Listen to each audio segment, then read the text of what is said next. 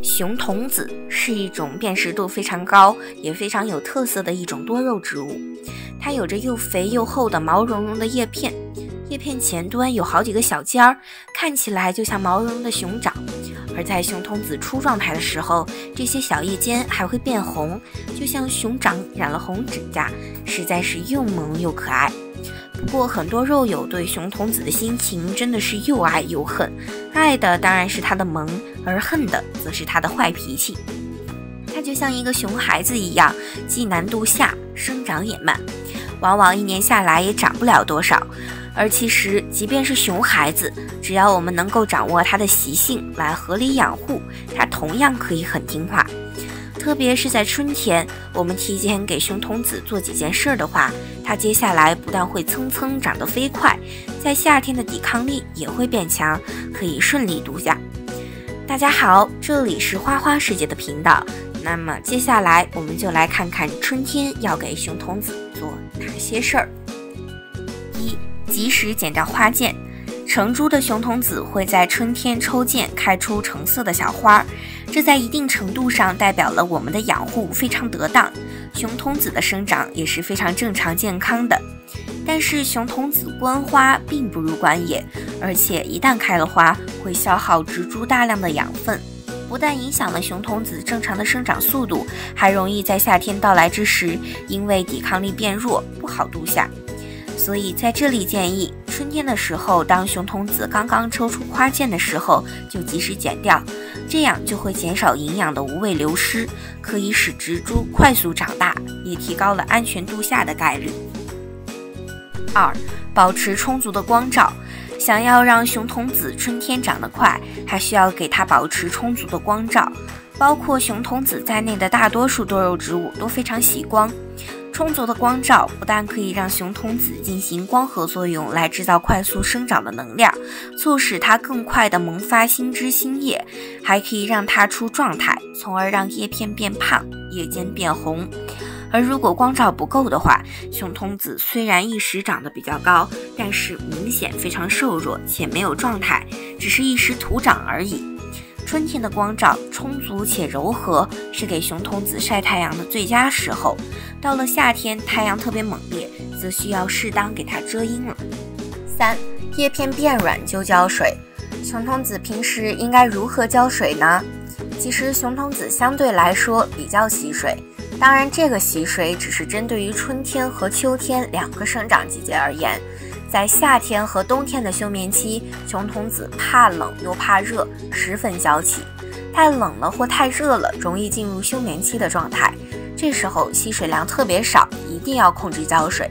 在春天和秋天养护熊童子，一定要给它晒大太阳，最好的方式是漏养，10几天就能养出萌萌的熊爪子。这两个季节生长速度特别快，浇水一定要充足。等到盆土干到一半多，就赶紧浇水，不用等到土壤完全干透了。也可以摸一下熊童子底部的叶片，有点快发软打蔫的时候，再给它浇透，很快就会支撑起来。这样可以锻炼叶片的吸水能力，让叶片变得更加肥厚。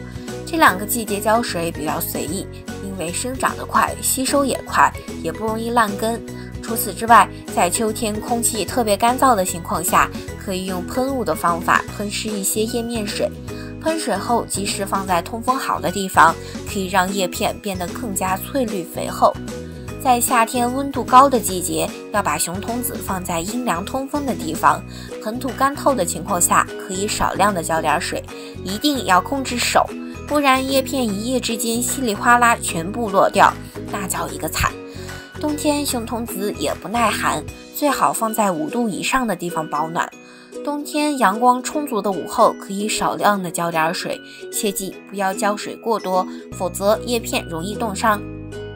熊童子不是特别惜水，因此平时养护需要控水，特别是在夏天的时候，控水需要严格。但是如果想要熊童子快点长，在春天的时候就需要稍稍放开浇水，不要控得太厉害了。一般来说，当摸一下熊童子的叶片变软了，就可以浇水了。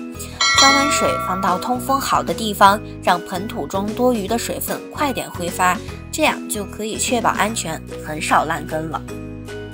4. 适当施肥。想要熊童子长得快，我们还需要在春天的时候给它适当施些肥料，但要记住，千万不能多施乱施，否则很容易出现烧根等相反的情况。一般来说，每隔15到20天左右，在盆土表面稍稍撒几粒缓释肥，让肥力缓慢渗透到盆土中，就可以起到非常好的补肥作用了。等到进入夏天，气温明显变得炎热的时候，就一定要停止施肥了。5. 保持环境通风。冬天的时候，为了预防熊童子冻伤，我们大都会把它搬到室内保暖。室内的通风大多都不理想，所以冬天的时候，熊童子大多都长得很慢，甚至停止生长。而到了春天，天气转暖，我们就要给它一个良好的通风环境了。通风好了，首先可以有足够的新鲜空气来供应生长所需，其次，良好的通风还会避免很多病虫害。所以到了春天，建议把熊童子搬到室外漏养，这样它会以肉眼可见的速度蹭蹭长大。总结，你家的熊孩子长得慢，希望不要误解他哦。春天做好5件事，小熊蹭蹭变大熊，这就是本期要分享的内容，希望能对新手朋友提供一点参考和帮助。由于水平有限，难免会出现错误疏漏之处，还请大家在评论区批评指正。你也可以在评论区分享你的经验，帮助更多花友。如果喜欢我的内容，还请点赞、关注并转发给更多花友。感谢观看，我们下期见。